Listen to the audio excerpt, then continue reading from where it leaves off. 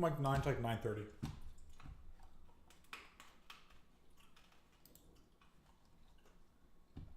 How can I say hi? Oh yeah.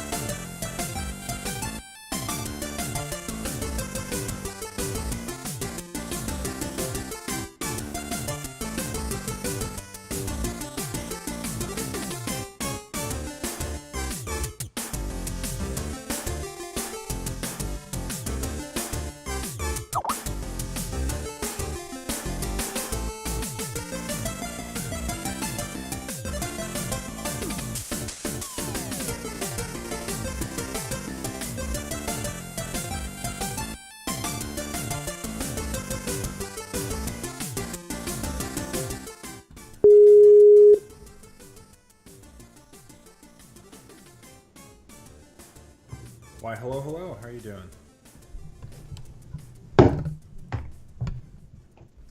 Am I coming in loud and clear? I can see you. Oh. Dave? Yep. Oh, you know what? I may have to change something.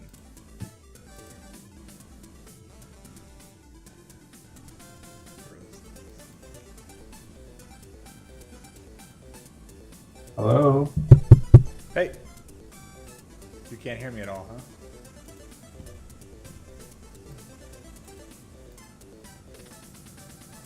That is weird.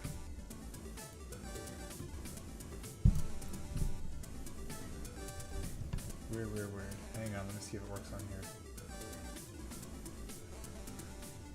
Dave? Can you hear me at all?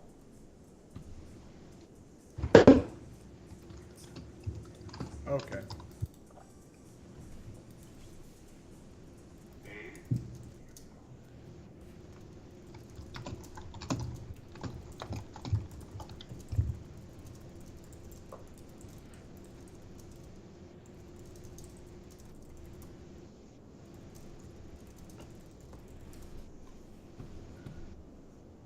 Huh. Let's see.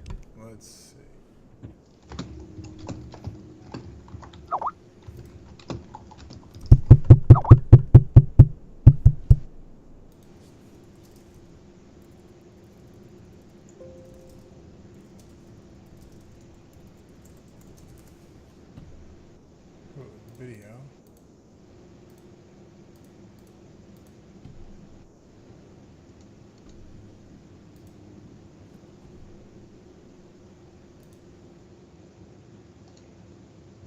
Okay. So, I got two cameras on here. This is helpful.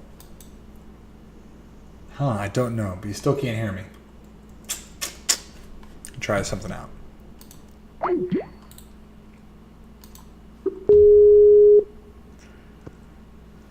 Okay. Now can you hear me? To something else. Can you hear me at all now? Yeah, can you hear me? Yep. Okay. Do you hear me okay? Yeah. No, I hear you good. Okay. I set up Audacity while you were setting up, so I can you are awesome. Yeah, if you can do that, and I'll record Audacity too. And the reason I ask is because it makes it the audio much clearer on both ends if we do it that way. Okay. Let me just start the recording then. I just started too. Perfect. We're good. All right, let me just turn off my subwoofer beneath me. It is picking you up, but I guess that will be okay.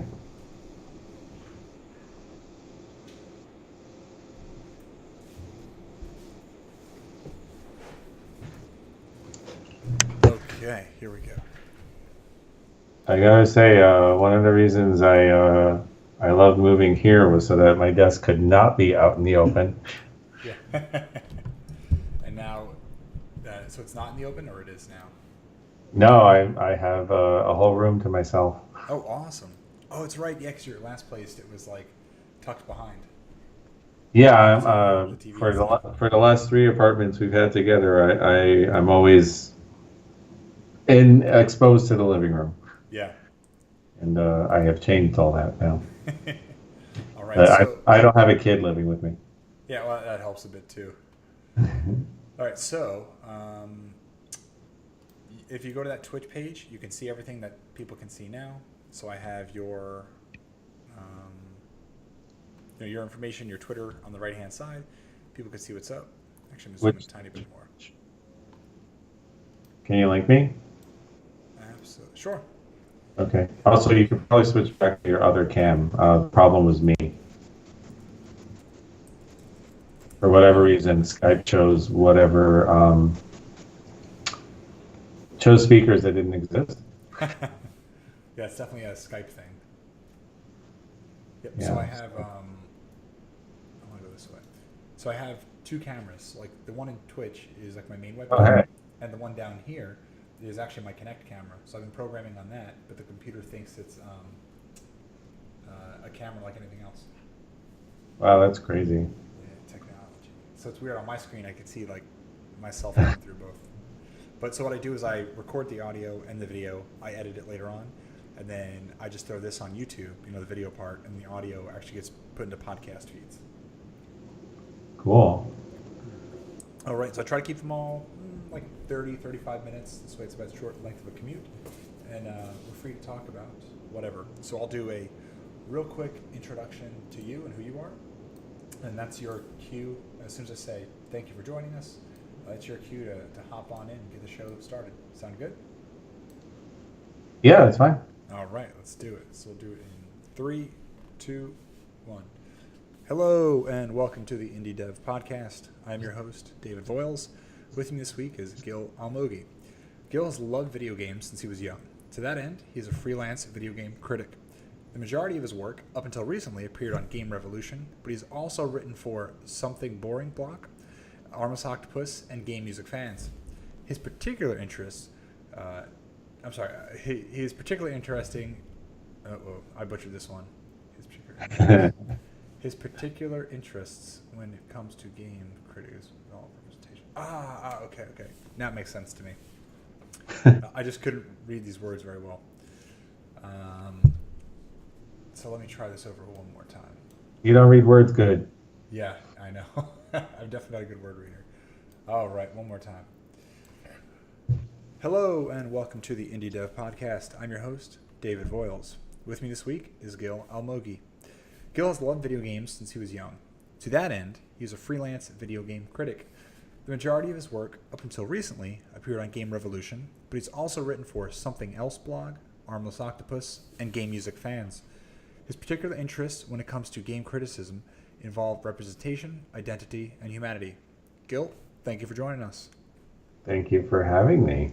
All right. Well, I want to quickly cover, this is the power of the internet, right? We met on the internet several years ago. We started writing together through Armless Octopus, and then finally had the chance to finally catch up at PAX East a while ago, right? Yeah, we met on Twitter. Yep. You were one of my first Twitter friends. I think you're the first Twitter friend I've ever met in real life. All right, and hopefully I set the bar not too high, but like to a low level so that could easily be surpassed by whoever came by next.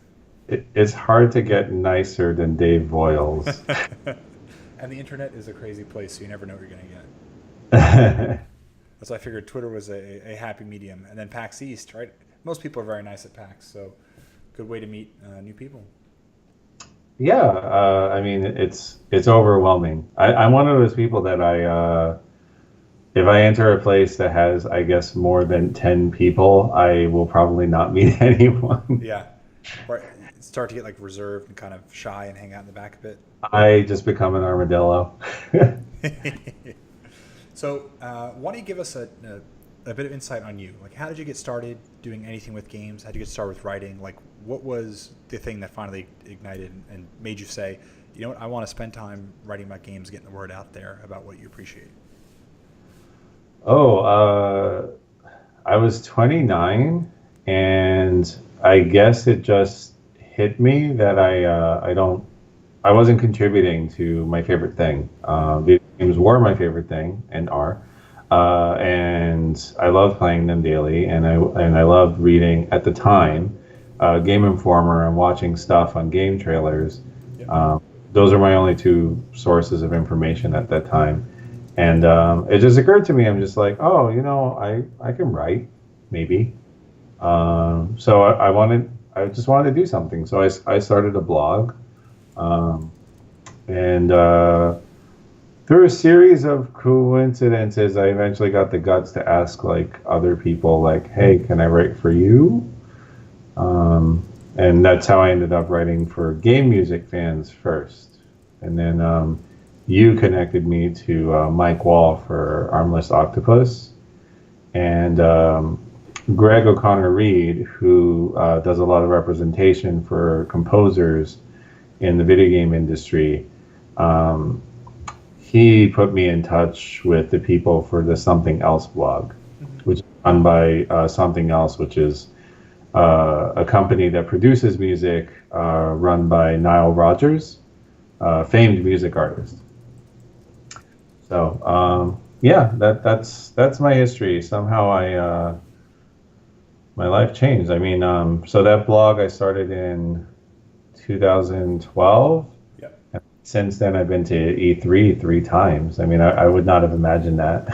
Yeah, right. It's like Because something that you look at and see like the industry kind of owns that and runs that. It seems like so high up. Was that the perception?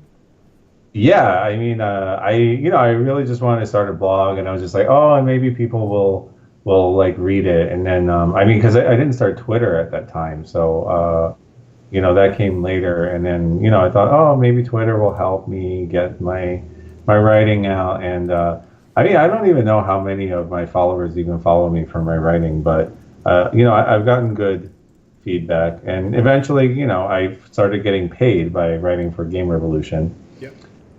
And I've left them, so now I hope to get paid more per article, even if I'm not going to write as often. Right. But it's still like something you're passionate about, right? Oh, fuck yeah! I mean, I still feel that the best way for me to contribute right now is games criticism. I definitely like digging deeper into what I'm doing, what I'm playing, Mm-hmm. thinking about how it affects me, how it affects others. Um, it all interests me. I mean, I do truly love games, and I want to contribute to that zeitgeist, I guess, in some way. Yeah. So, uh, like touching back on Twitter, um, it has its ups and downs, obviously, right? And they're finally starting to ban, people on the alt right and very outspoken, mischievous people. Um, Overall, though, what would you say your sentiment is of Twitter over the last 4 years or so since you came on board? Has it been worth your while, or I would be doing nothing at all in the video game industry if it weren't for Twitter. it's a powerful Um, tool? yeah, I mean, you were a helpful connection for sure, but I mean, that it just kind of cascades from there. You just meet other people get to hear you. Some errant retweet gets you in touch with somebody else. Um, you know, it's been largely beneficial for me, Mm-hmm. for sure. And as I said, I wouldn't have had any of the opportunities that I have, and I would have a lot less friends Yeah. if I wasn't writing, if I wasn't on Twitter. Um, although I mean, you brought up that Twitter is banning alt-right accounts. Yep. Better to say racist, white supremacist Yes. Yes. accounts. I'm just going by what I read this today, but yes, I agree Yeah. completely. Yeah, I mean, I think that's great. What I find unfortunate, I mean, Twitter has been largely positive for me, and I've only experienced very minimal harassment. I mean, even when I had sustained harassment over the period of like a day and a half, it's nothing compared to what women experience just for, I don't know, being women. Yeah. I expressed I guess, pseudo controversial opinion and I got harassment, but women can just say they like ice cream and they'll get like calls to reveal their breasts. So, um, to that end, I mean, like, as much as Twitter is beneficial, and I think it's beneficial for everybody to an extent, it can be beneficial to an extent to everybody. Um, it saddens me that Twitter is slow on the uptake to protect its users. Hmm. Rather, it's trying to protect its numbers, its Right. users. Yeah, and overall the numbers just haven't increased dramatically in years. And you see Facebook's just kind of eating its lunch, then Snapchat comes in. So it makes you wonder, like, they've got to start to make a move soon, and I don't know when that is. But yeah, the reason I was asking was because I've also met so many people through Twitter, in video games and tech industry, and it really does open up new worlds for you, right? I mean, you're in New Jersey, I'm in Philadelphia, so we're not far at all. But had there not been tools like Twitter, like I think how many fewer people would we know in this industry, or how much more difficult would it be to make those connections, right? In many ways, it helps to slowly break down the walls and those barriers for a lot of people, but at the same time, it also builds up walls and barriers because people don't want to give out their opinion for fear of, the radicals like coming out and kind of jumping on them for it. Yeah, Twitter in many ways, I think, especially in the video game industry, is a leveling force. Hmm. Um, I can hit up a developer and they'll talk to me in some way. I can hit up an artist and they'll talk to me. I can hit up just other game players and they'll talk to me. And it's like there's a constant conversation going on within the video games industry that I Yeah. don't think is reflected in the same way in movies or TV. Perhaps comics to an extent. I think comics are probably leveled in the same way. Deep nerd media seems to be leveled, Yeah. I think that comes from a lot of people's careers sort of branching off from just enthusiasm. Hmm. Um, not to diminish people who actually like went to school to study for things, but you know that a lot of the building of the video game industry in the '90s was literally just like off enthusiasm and people just and people who knew how to program just going like, well, I guess I'll do this because nobody's going to teach me how. Yeah. So I think perhaps everybody just kind of feels like in a similar playing field there. Um, yeah. Okay. So pivoting off of that, then, you said you're passionate about writing. You got into it several years ago. Like, which areas in particular, are you very passionate about and want to discuss? Because that's where I think the cream of the story is here. I mean, you read it out in my little blurb there. Mm. I'm always fascinated in issues of identity and representation and humanity. And what I mean by humanity is like, um, I guess the very automatic ways that we respond to games. I'm always super curious in like the weird or niche ways that people respond to things in games, the weird things they do. I mean, like to that end, like I think Gita Jackson, who just recently came onto Kotaku, wrote about like this interesting teen pregnancy trend in The Sims 4, and like people who are writing stories around that. I mean, that's fascinating to me. Yeah. It's kind of fringe thing that's happening, and it's sort of a standalone complex in itself. Um, like that kind of stuff. People can go like, I just want to plug in and shoot with my friends or something like that. But Hmm. for me, it's just like I want to. I'm very interested in the guy who, I don't know, like the guy in Overwatch who is trying to be the lowest ranked player on Earth. That's Uh, me. because it makes you wonder like why would somebody do that? What is the Yeah. effort that entails that? Do games have mechanics that allow you to be yourself? Hmm. Uh, and very few games I think are programmed that way. Hmm. Uh, but some games are unintentionally programmed in a way that allow you to present yourself with an identity that it closely matches that in real life. Yeah. Like, typically you play one character in one way, and that's your only option. But also the way you interact with the different characters that are there. You look at like when I think of different or more broad sets of characters, I think of like Dragon Age or Mass Effect, right? Because you can play the character however you'd like, whether it's Paragon or I forgot what's the opposite of Paragon. Renegade. Renegade, yes. Because I always played like Renegade Femship, like that. I thought that was by far the best character, and Jennifer Hay. I want to make sure I'm saying her Hail. name correctly. Hale. I was gonna say Haley. I'm like, no, wait, that's not it. Yeah, she does a fantastic job. So I stick with her every time I go to play a character, and then I look at how you can have relationships with different characters, even Dragon Age. Like it's not just um, black and white what everything is. So I look at that as I'm starting to open things up for people in games. But even like dating sims. Like I'm looking at an article here. If you have a dating sim, then there's that pigeon dating sim game. You know what I'm talking about? Oh, How to Fool Boyfriend. Yes, yes, yes. So like there are just so many different kinds of games out there, and I don't think most people are even aware of how it's more than just shoot 'em ups the entire time. Yeah, I mean the breadth of games that are out there are just fascinating. They have this game that came out today, Genitalia something. It's produced by Devolver Digital. Hmm. It's a bunch of kind of dicks with asses, and you play with friends and you try to fuck each other, I guess. But I mean, that gives me like a lot of thoughts. It gives me a lot of thoughts on consent and sexuality and things like that. Like something that just seems immediately goofy to somebody who is used to playing just big budget shooters and action games may just look at that and be like, oh, well, that is a quick joke. But in many ways, like there's a human element to it.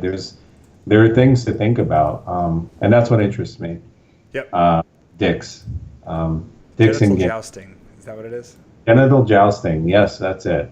I mean, I think there's a soccer game too. I guess if you don't necessarily want to fuck, but I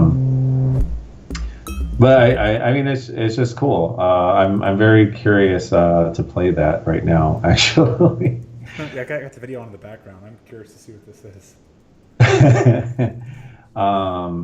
but I mean, like to me, it's not just funny. I think there are a lot of themes there that may be very interesting. It's a very blatant expression of sexuality that doesn't like beat around the bush. Yeah, no, absolutely. And 10, 15, 20 years ago, people would never consider making something like this for games, or just wouldn't be, accepted the way it is today. Yeah, I mean, a million years ago in Atari, we had Custer's Last Stand, where literally your goal is to rape Yep. a Native American woman, which is like abhorrent, but games have only progressed so far from there in many ways. But here, as I said, you have a game that's about consent. You have people that are agreeing to play together and have, in ways, sexual relations with each other. Hmm. But it's competitive. It's silly. It doesn't take sex seriously. Yeah.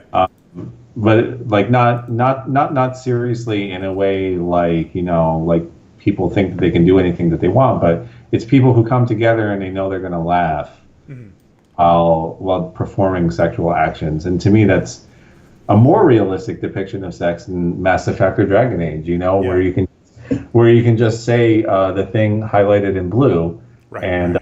and you're ready to fuck. Yeah. And then you Um, have to watch some like cheesy mocap scene where it just like segues between, brief stills. yeah, with a little thumping, the boom boom boom boom Yeah. boom, and it's just like, oh yeah, that's romance, I guess.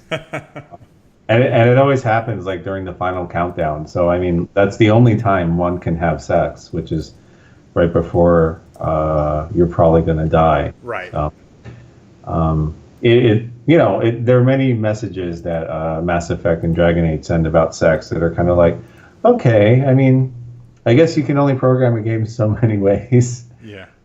So I mean, that's interesting. And even like that pigeon game that you brought up, you actually play a human that's trying to romance pigeons. But once you get past that facade of a human woman trying to romance pigeons, Mhm. it has to make you think about like what's the fantasy there, what is a fetish, what is a relationship, Right. what are the things that go into our actual relationships that are reflected here by very handsome pigeons. Yeah. And So that's how I look at games. It's just they're fun and interesting, and they provide modes of self-expression yeah. you don't imagine.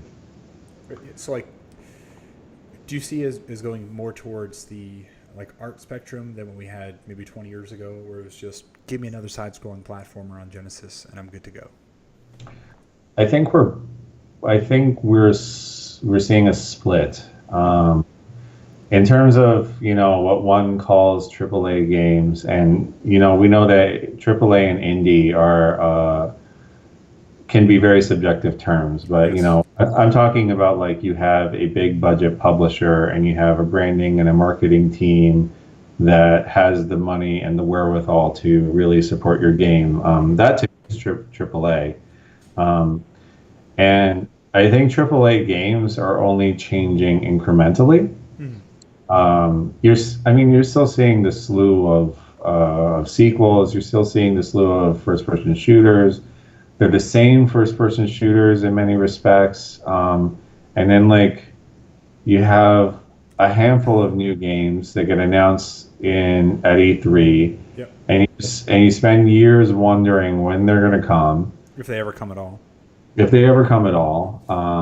Sony is like particularly guilty of that. I know. Come on. When are we getting the Last Guardian? It keeps getting pushed. I don't want to talk about it. And Uh, but in the indie sphere, you have games that are branching off or different. Now, some yeah. indies do try to resemble the AAA, but like lower Mhm. budget. And good for them. But others are trying to do something different, something weird, something artful. And then you have alt games, games done by like literally one person that may get put out for even free on itch.io. Yep. Like Can Robert. you talk about itch.io for a moment? As much as I know about itch.io, it is literally just a platform for independent developers to distribute games easily, and they can charge or not. It's, I guess, just a very easy templated platform for game distribution. Hmm. Uh, and like you have free games like from Robert Yang. All his games have to do with male gay sexuality. I mean, like in one of them, you're kind of romancing a car Hmm. by running your hand along a stick shift. And it's like it's very symbolic, it's very cheeky, but at the same time, it's compelling you to perform an action that you probably don't always think of sexual. Right. And then he has a game where you're like literally giving like a rub down to a guy at like in like a gym shower. Hmm. Uh, all his games are banned from Twitch, by the way. I'm surprised they aren't shutting us down now, just for Wow. me talking about it. So uh, they're pretty strict about what they show on Twitch, huh? yeah. Oh my God, Twitch is notoriously Puritan. I Jeez. mean, only a handful of his games actually even show anything. A lot of them are more sexually suggestive than they are, actually showing the act of sex. But they're all banned because they bother to show sexuality. And it's lumped in the same vein as like female Twitch people who I don't know, choose to wear, I guess, just a bra or something. And I mean, it's just like you kind of go like, well, it's their right. I mean, they can do whatever the hell they want. But Twitch is like, nope, you must be fully clothed and wearing a chastity belt. Yeah. you It's know. And yeah, Twitch definitely seems to be trying to play it safe for the most part. I mean, so what always drives me crazy with Twitch is I try to watch it with Diego, my 9-year-old stepson, and you never know if something's going to be appropriate or not. Like even in terms of language. So I like if they have like not so much a filter, but some way that I can just check to see like, okay, what kind of language will I even have on here? Like what's going on? But it's hard. yeah, I mean, they went to that step of like monitoring people's clothing, what they choose to wear on these things, but language flies. Right. Um, Chat rooms need to be like heavily moderated, and if you're just twitching by yourself, that's impossible. Right. Yeah, like your Uh, attention can only be in so many places at once. right, and I mean, and Twitch very much models Twitter in that sense. It's just like a lot of people can come on, and you can ban them from your stream, but they'll just go on somebody else's stream to harass them about God knows what. Right. I actually have experience. I used a handful of times. I was moderator on like Anita Sarkeesian's Mm-hmm. stream, Oh, feminist stream. jeez. I can only imagine what the crazies are like when they hop in there. I mean, it's literally she's just trying to play a freaking game. I Yeah. mean, not she's not saying anything else. And even if she was, I don't care. Right. Like that's her right. It's her channel. But people are coming on there to harass her about like being a feminist, being a woman. Right. Um, Having taken offense to one thing or another ever in their lives. And it's just like, bro, you're being sensitive. Yeah. Yeah. Yeah.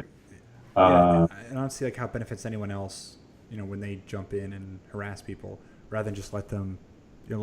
it's their channel. Like, let the individual stream and say what they want to say and play the games they want to play.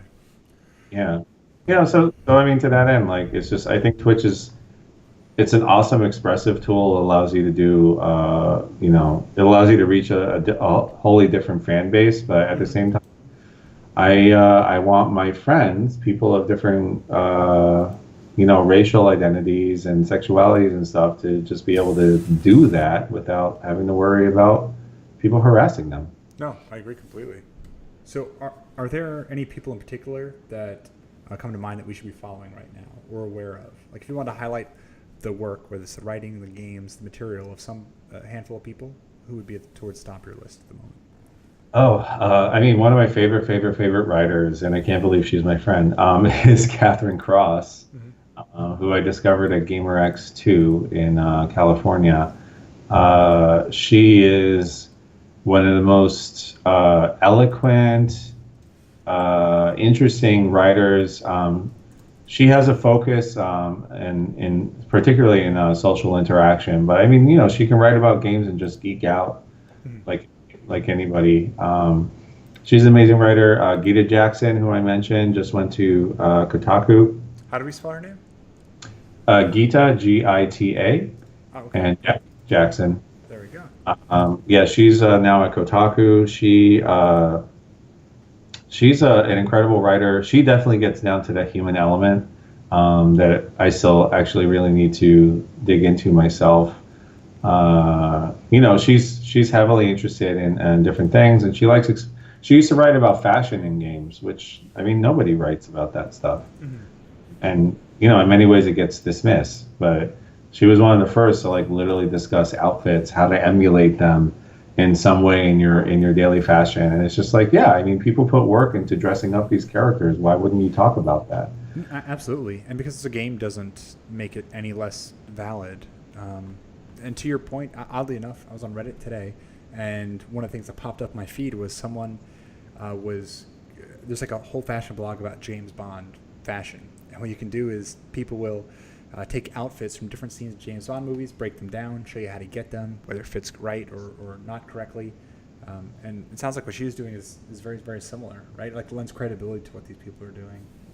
And covering a niche that may not be initially popular to everyone, but it's clearly got a following. Yeah. And I mean, and there are others. Tanya DePass, who created the hashtag I Need Diverse Games. I found that one as well. She's an incredible speaker. She does Twitch streaming. She goes to cons and speaks. Just an incredible person. Awesome person I have as a friend. Kent Sheely. He's very much an artist. He very much reminds me of when I was in art school. And he likes doing videos of people in Grand Theft Auto waiting for the bus. And he likes exploring these environments and these interactions in games that you're supposed to, I guess, just pass them by or do them once, and the game is supposed to entertain you to the extent that I can do that, but then you go back to the primary gameplay. But he likes actually doing videos where somebody's literally just standing at a bus stop for 10, 12 minutes. What was his name? I'm trying to find it. Chile? Kent? Chile? Chea? Sheeley, I think. That explains why I can't find it.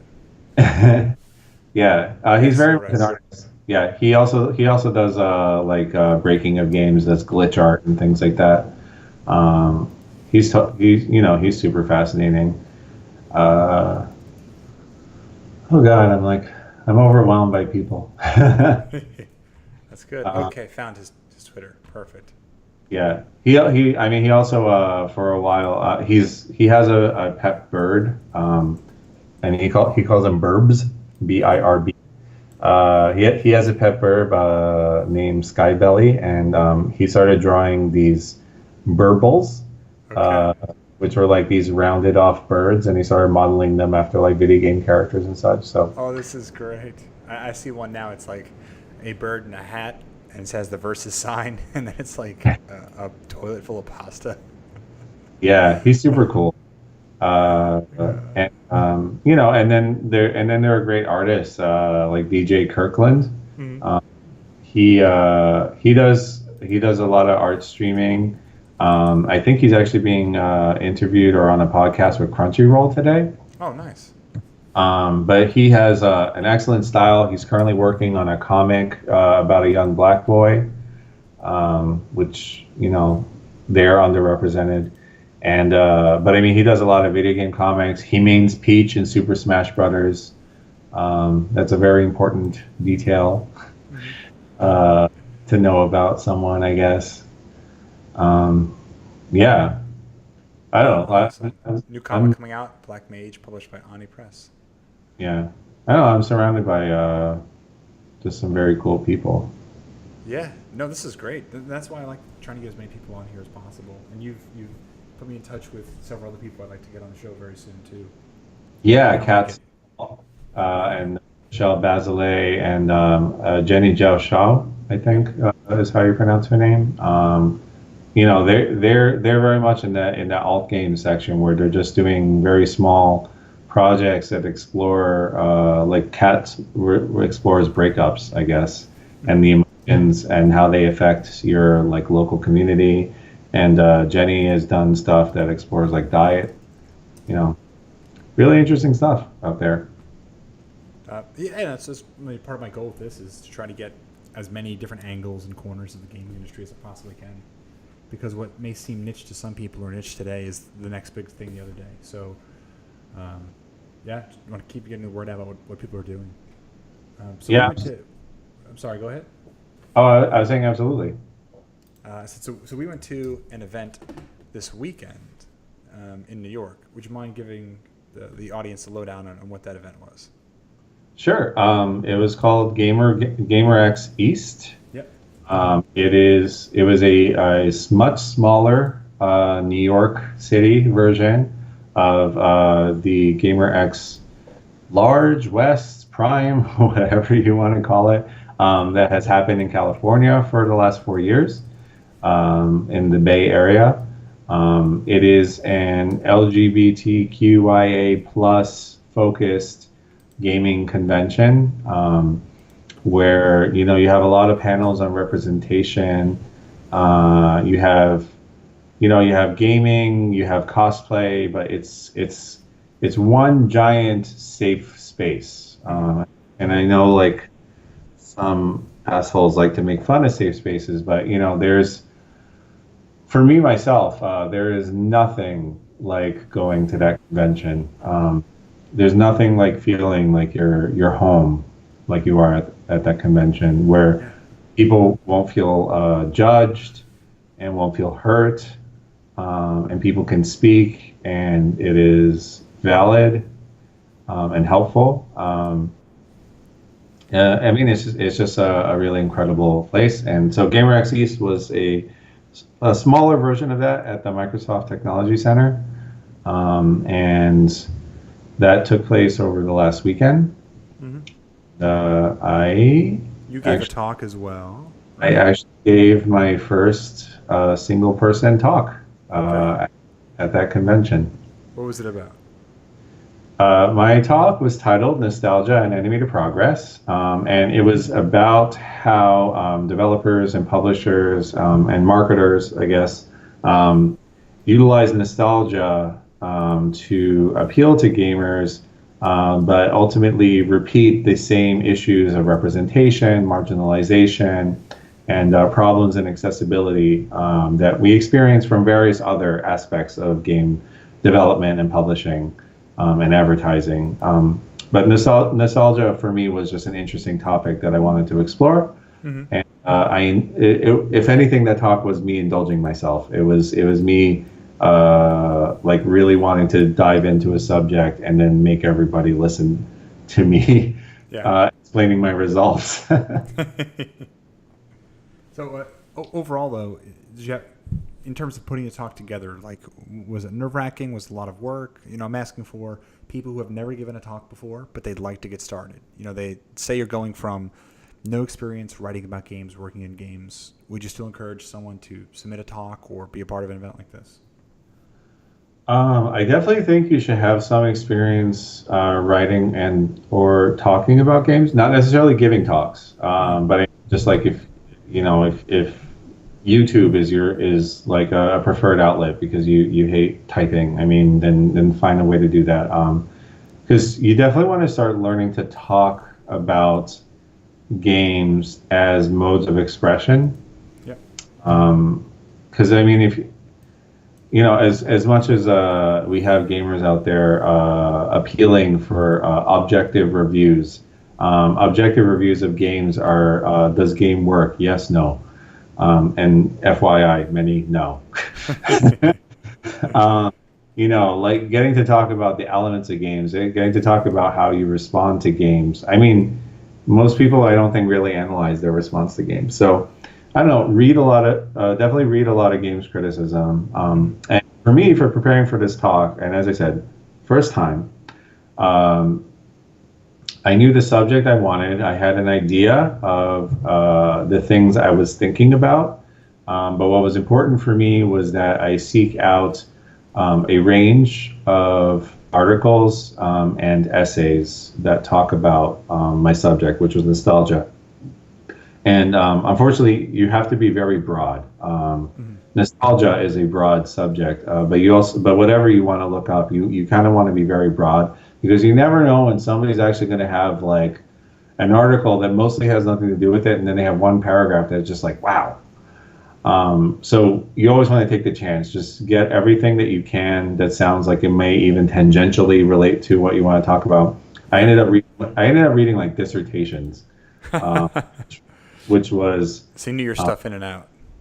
it was to an extent it was a task in and of itself because I'm actually not a big reader, but it was fun. It was interesting. I was really impressed with the stuff that I found. I mean, like, if I really was being indulgent, I would have put every single quote that I put like in my Evernote ongoing note about the lecture, and I would have just bored people with quotes. But I mean, like, I just found like really amazing stuff. Um, so yeah, definitely do research. One of the worst things you could do, and this goes for writing like long form essays, uh, as well as doing talks. The one of the worst things you could do is form all these theses and ideas and feign the idea that you came up with them all by yourself and you're the very first. Right. Um, With an there original are thought.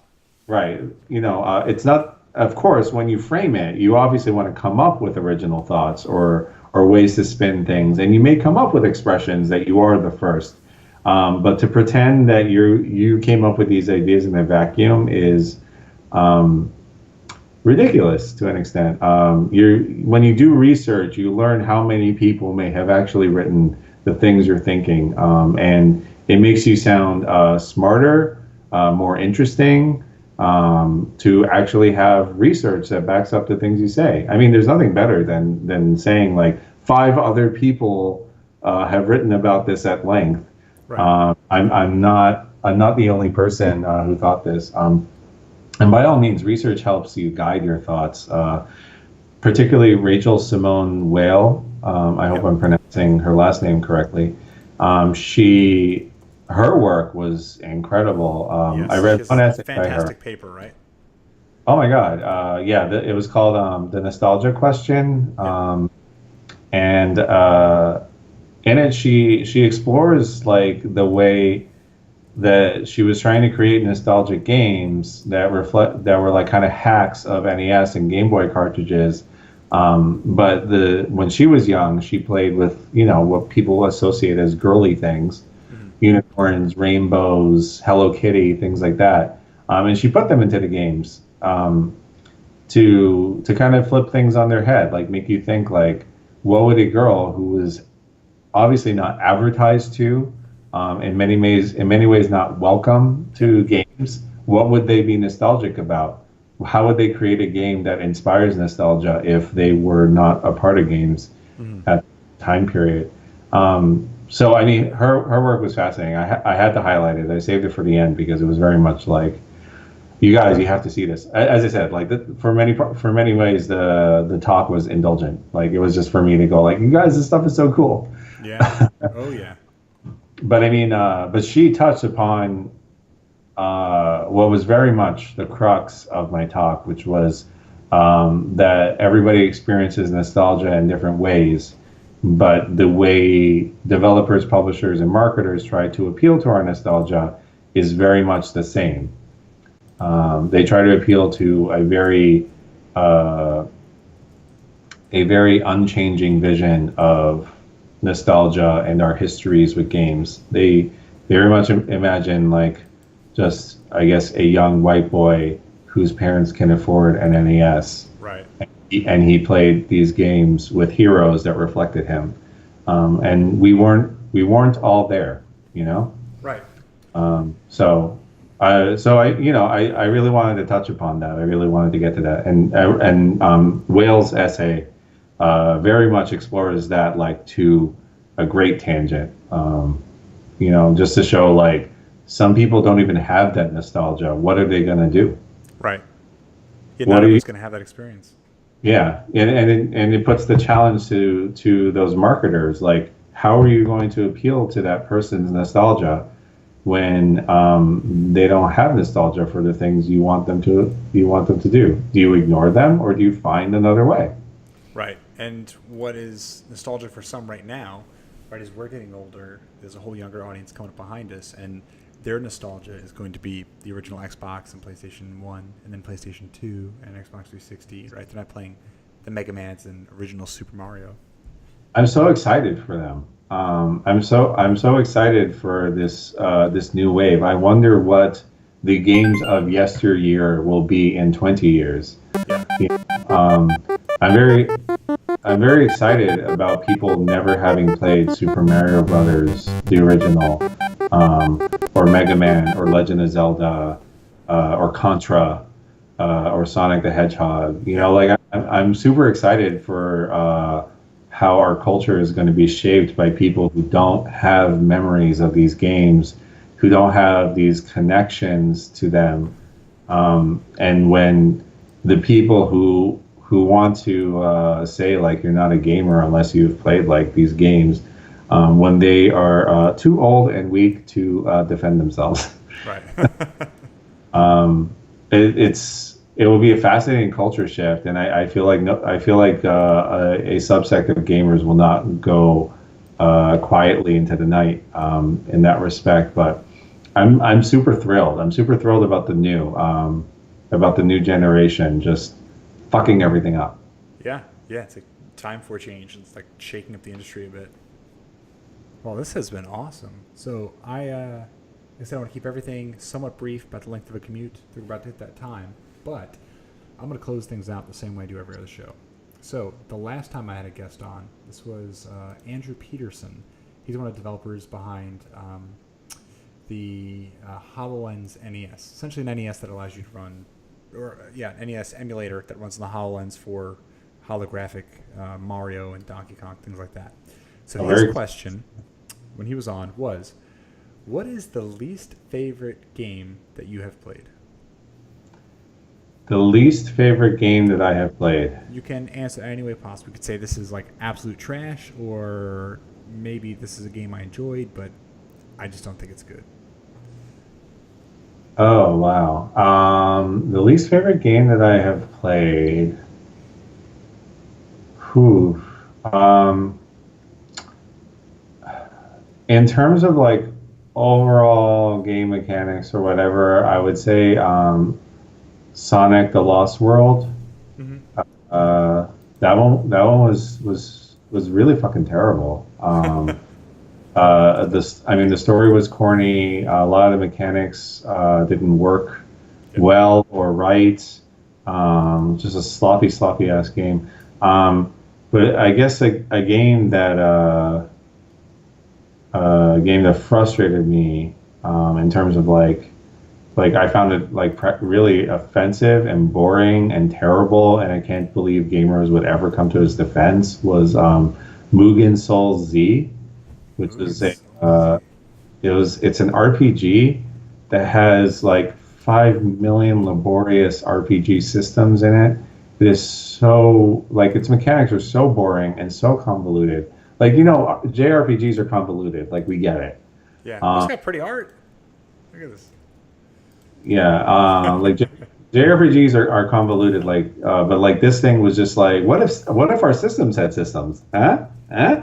And you just like you want to die, and then I mean, like the representation of women in the game was like weird. I mean, there's like a childlike demon that gets like slime raped. I mean, like it was a game that was like very skeevy and terrible, and the music is always like very upbeat and awful. That was a terrible game. Oh my god. Wow. Yeah, I mean that's one I just remember having memories for, and I wrote a review like indicating that it was terrible, and I got like all these comments like defending it. I'm just like, you guys will stand for anything. Yeah. Yeah. Well, it is the internet, right? So there's something for everyone on it.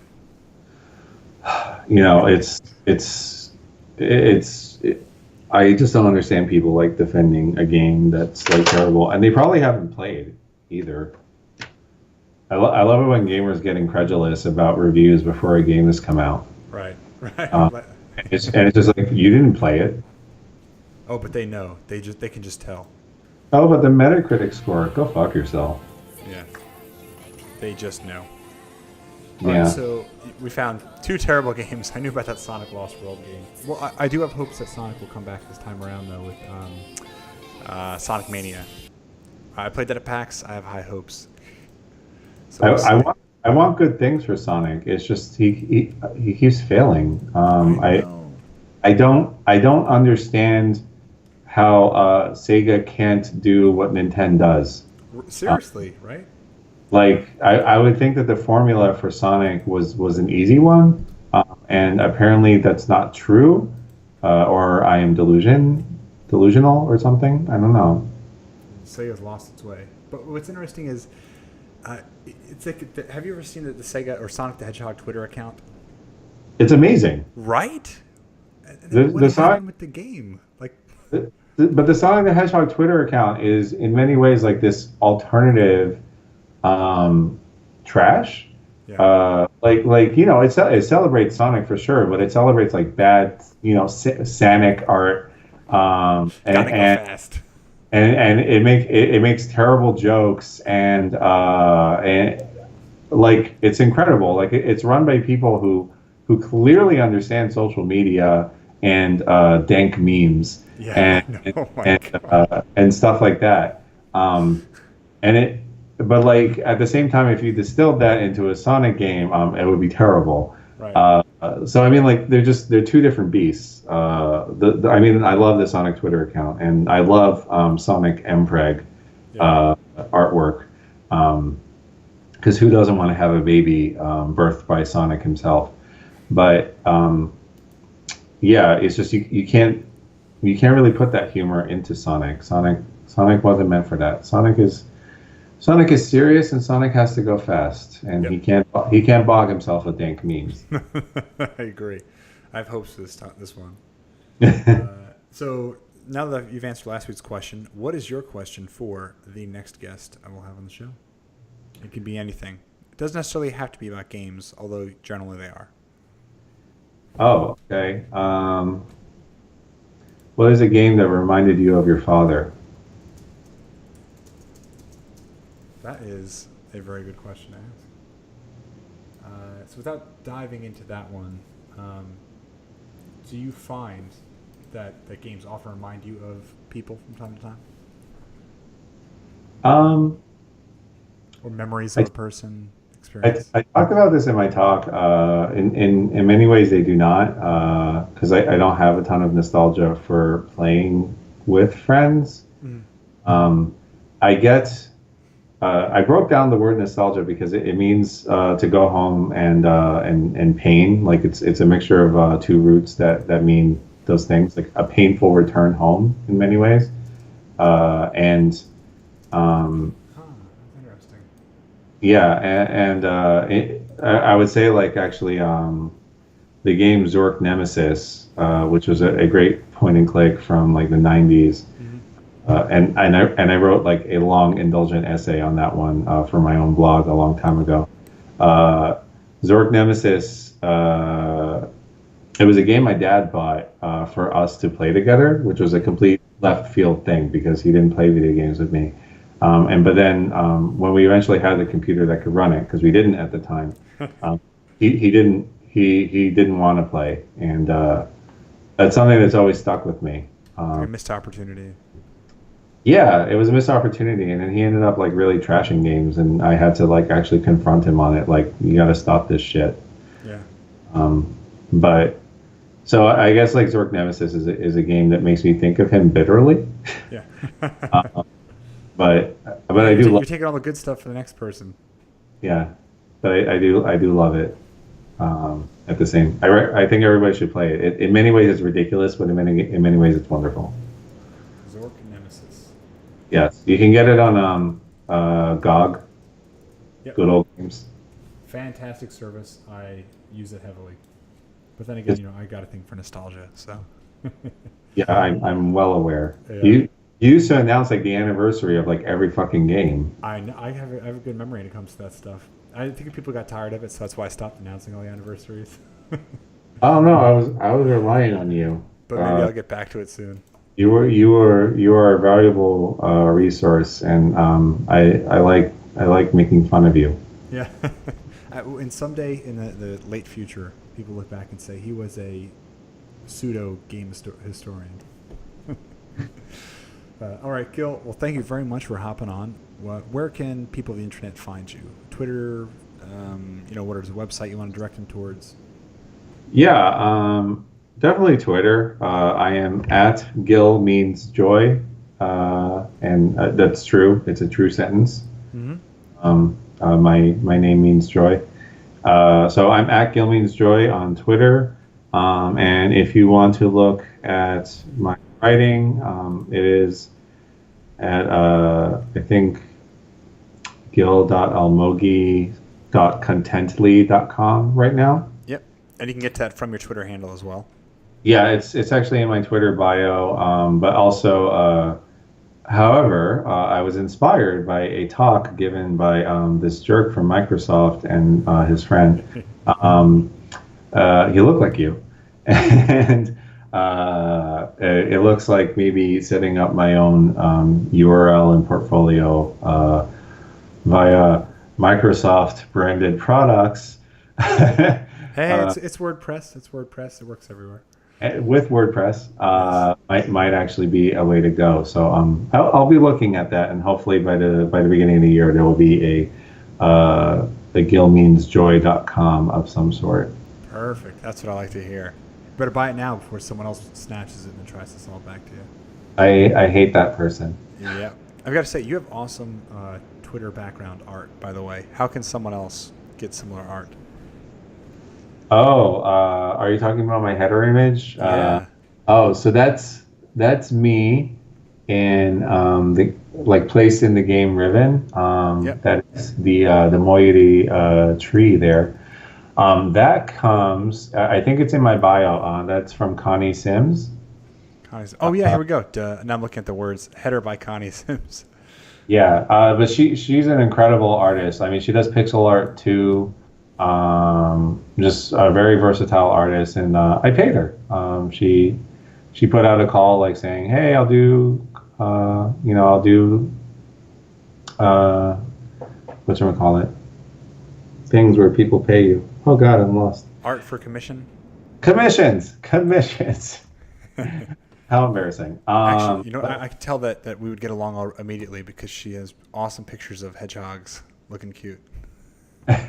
She's a versatile, incredible artist. I met her at a bar for like a gay gamer meetup, and we talked about Myst a lot. Yep.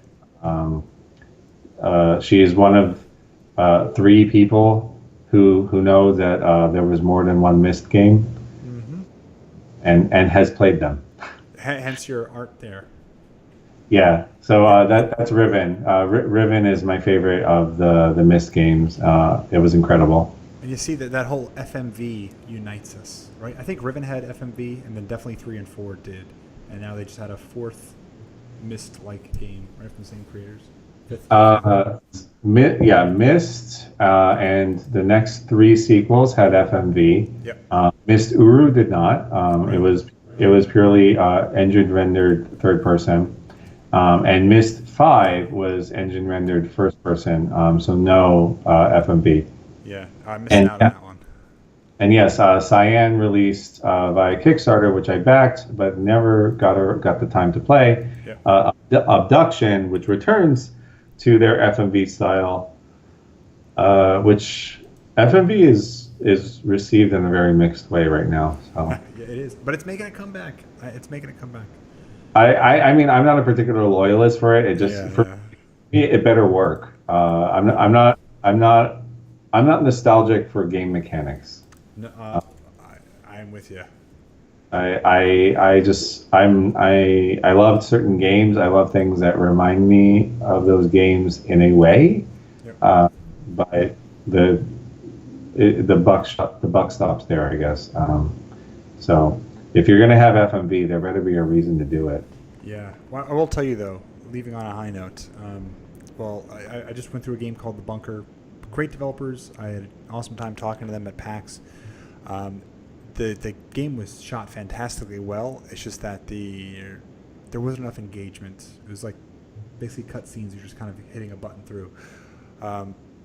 Check it out if you like FMV games, though. But last year, Tim Fallon, who, if you're not aware of who he was, if you like video game music, oh my goodness, look up the Fallon Brothers, Follin. They absolutely rocked NES soundtracks in the 90s. Went back and made this game last year called Contradiction, which was incredible. You're a detective going through somewhere in England. It takes place over 3 days, and you're trying to solve this murder through this religious cult. And I was so enamored by it immediately, and I said, oh my God, there's got to be another. So Contradiction, if you're looking for a good FMV game. Awesome. Yeah, that sounds interesting. I'm into visual novels and stuff, so I'm all for like things where you don't interact all that much. But some gamers don't do that. Yeah. To each their own. Well, Gil, thank you again very much for hopping on, and I'll have us posted shortly. Cool. Thank you. All right. Till the next time. Bye bye.